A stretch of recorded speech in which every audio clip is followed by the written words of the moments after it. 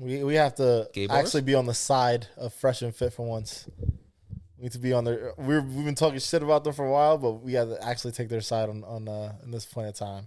Rule number 9 to being an alpha: if a woman claims you sexually assaulted her, pull out all the fucking receipts for 4.5 hours. It was 6 hours. 6 hours. Fucking receipts. 6 hours. So shout out to Fresh and Fit. Y'all did something right. So for those of you that don't know, on the H3 podcast, Ethan Klein, they brought on a young lady that was on the Fresh and Fit podcast and made some claims about. She didn't. To be fair, in her defense, she never said any sexual assault happened or anything. She was just saying that she went there and he made her feel super uncomfortable. Was it Fresher?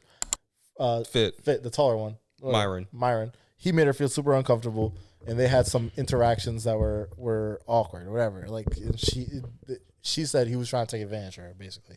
And Ethan Klein from H3 went as far as to say that it sounds like he sexually assaulted you. Now these are some crazy claims, and if you're fans of ours and you listen to our podcast, you know we hate on fucking Fresh and Fit as much as anybody. Mm-hmm. But in this case, they pulled up the receipts, and this girl, it was absolutely a clout chaser.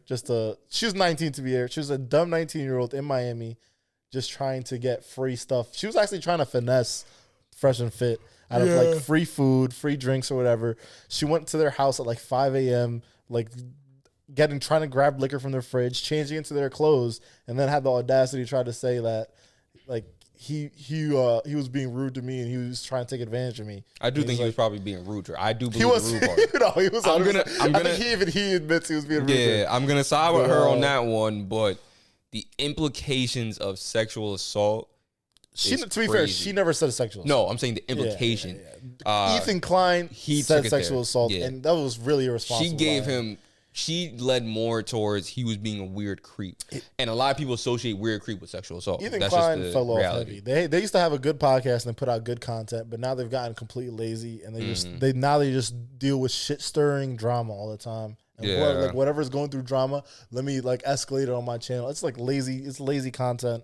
And it's pretty tacky. And the biggest problem is they made Fresh and Fit look good now, because now they just shut him down and they look like they are absolved from everything now. Yeah. And there actually is criticism for them, because these are two 19-year-old girls that are over there that they knew were drunk, and they still tried to like hook up with them, even though nothing happened. They still attempted to hook up with them. It's a bad look. Which is a bad look, but at the end of the day, H3 podcast blew it up into something that it wasn't, and here's my thing. Bad look for them. I don't like Fresh and Fit personally, but if you're gonna fall, if they're gonna fall off, it's gonna be because of their own wrongdoing. They're not gonna fall off. You know what I mean? I'm saying if something like that's gonna happen, like if their demise is gonna happen, it's gonna be because they did some fuckery, not because someone lied. I don't like that. I don't like people lying or implying something to steer the direction in a way. Because she could have easily said, because he did, like you said, say it out loud that H3 said sexual assault. Yeah, she could have easily that sounds like sexual assault. Yeah, she could have like no.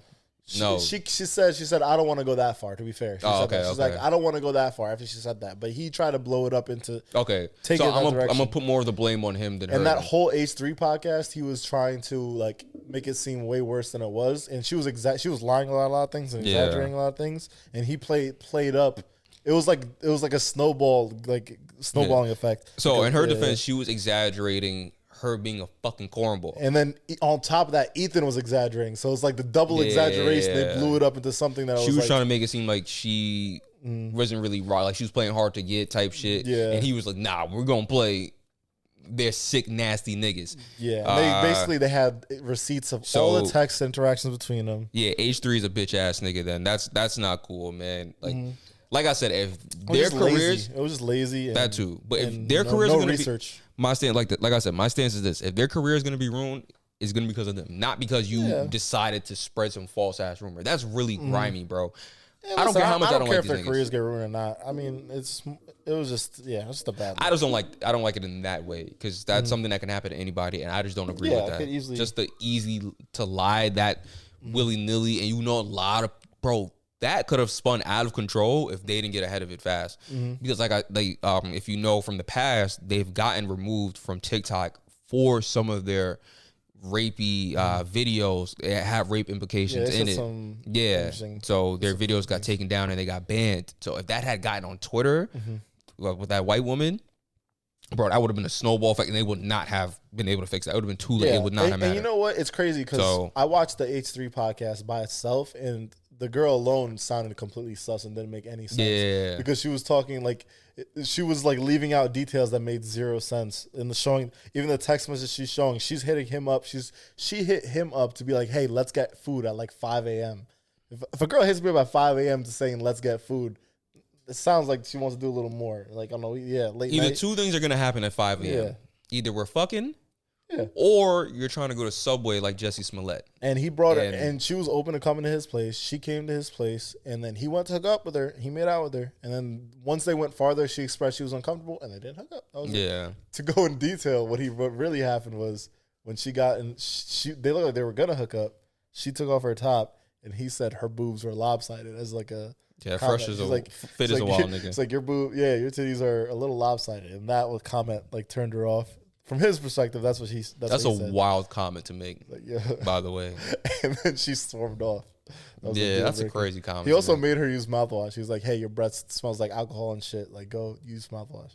I don't know what rule number wild. That is in the alpha book, but that's I'm not gonna lie. He keeps the same energy. I respect. No, that's one thing people do say. He lives by his motto. That's the one thing people say about Fresh and Fit podcast is that Myron really does stand by his words, while Fresh, on the other hand, is kind of flip floppy. He doesn't really stand on it. That's why he's dating that whatever her name is. I don't know. Sugar Baby. Yeah, Seeking Arrangements girl. You know what? They actually talked about it on their podcast. They say they use it like any other app or whatever. I'm like, no, it doesn't work like that. But okay. They said they're not actually giving girls money, whatever. Okay. Could be. Who knows? All right. If you say, I don't know you. Anywho, but no, H3's fucked up for that. That's not cool. Because now H3's made me actually like have to defend and, I don't mind defending them if they're. I don't mind defending them. Yeah. It's like they're still bitch ass niggas. But I don't hate him as much. I watched the fucking long ass. I didn't watch all 6 hours, but I watched 6 hours is crazy. I watched like a solid like hour at least, and I was like, okay, right, they're not in that video at least they weren't as bad as honestly, I watch their podcast from time to time. They just get out of control at some point in time in the podcast where you're like, yo. My biggest problem is all their advice is actually mostly right. Their advice isn't really necessarily wrong, but it's more so their opinion on women. The advice is different than advice in the sense of, as a man, this is what you should do. You should, work hard, do whatever you need to do to, make yourself more valuable, whatever it is you say. But what my problem is they bring down women in the process, and they say like all their shit they say applies to men too. Like, women are emotional. Like, men are pretty emotional, to be honest. Like, really equally, emotional. Like, if not more. Yeah. Anyway. Some of these men get really upset and want to kill women when they get rejected. Yeah. These niggas cannot take rejection. Yeah, I don't know. They paint men as like, we're logical beasts or whatever. Like, no. Just as fucking emotional and dumb sometimes. So, but yeah. Yeah.